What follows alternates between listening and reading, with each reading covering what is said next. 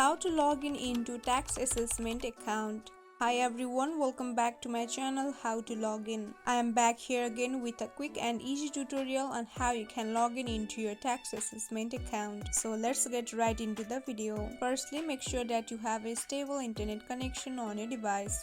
After that, open any browser you have on your device. For example, I will use Safari. Now search for the tax assessment login. As you can see, I have already searched for it.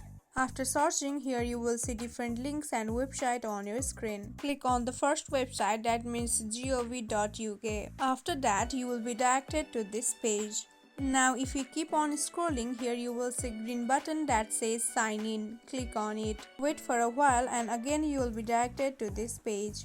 Here you can finally enter your government gateway user ID and password in order to log in into your account. Fill up all the information and click on sign in button. In case you have forgotten your password or your government gateway user ID, you can tap on any of the option under the problem signing in. So this much for this tutorial. I hope you guys understood this video. Don't forget to drop a like and subscribe to my channel. Thank you for watching till the end. Bye bye.